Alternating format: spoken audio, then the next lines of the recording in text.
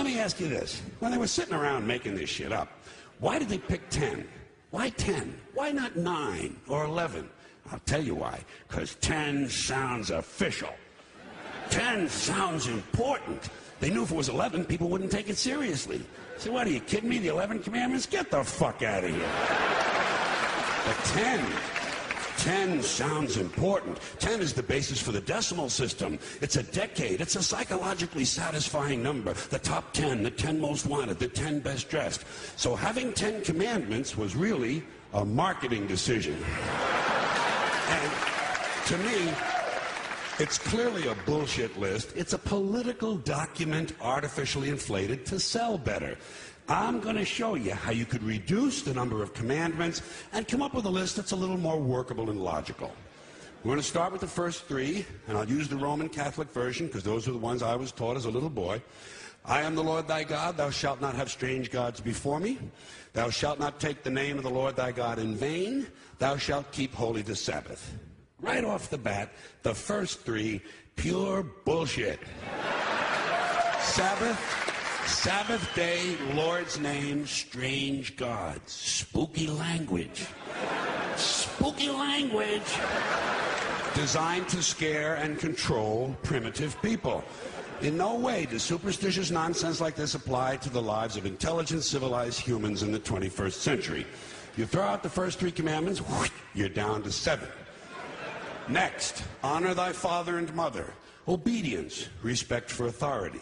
Just another name for controlling people. The truth is, obedience and respect should not be automatic. They should be earned. They should be based on the parent's performance. Parent's performance. All right?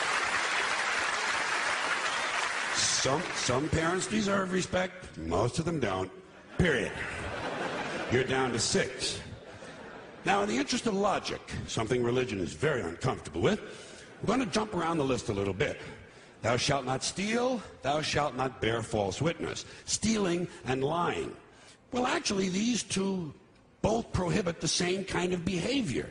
Dishonesty, stealing, and lying. So you don't need 2 of them. Instead, you combine them and you call it thou shalt not be dishonest. And suddenly, you're down to 5.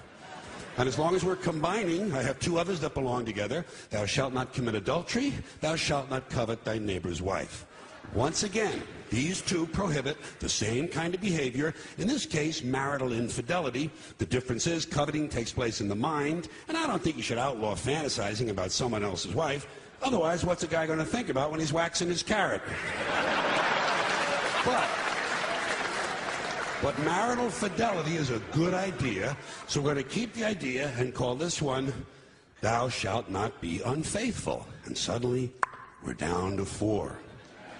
But when you think about it, honesty and fidelity are really part of the same overall value. So in truth, you could combine the 2 honesty commandments with the 2 fidelity commandments and give them simpler language, positive language instead of negative, and call the whole thing, thou shalt always be honest and faithful, and we're down to 3.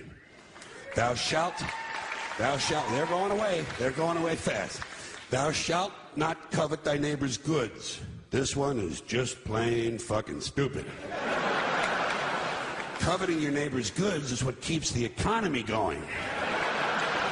All right? Your neighbor gets a vibrator that plays "O Come All Ye Faithful." You want to get one too. Coveting creates jobs. Leave it alone. You throw out coveting, you're down to 2 now. The big honesty and fidelity commandment, and the one we haven't talked about yet, thou shalt not kill. Murder. The 5th commandment. But when you think about it, religion has never really had a big problem with murder. Not really. More people have been killed in the name of God than for any other reason. All you have to do... Look.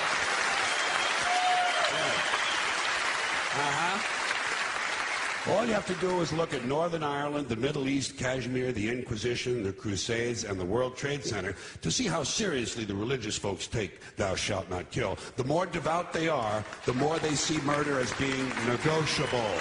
It's negotiable. You know? It depends. It depends. It depends on who's doing the killing and who's getting killed. So, with all of this in mind, I leave you with my revised list of the 2 commandments. Thou shalt always be honest and faithful to the provider of thy nookie. And thou shalt try real hard not to kill anyone, unless, of course, they pray to a different invisible man from the one you pray to. 2 is all you need. Moses could have carried him down the hill in his fucking pocket. And if they had a list like that, I wouldn't mind those folks in Alabama putting it up on the courthouse wall. As long as they included one additional commandment, thou shalt keep thy religion to thyself.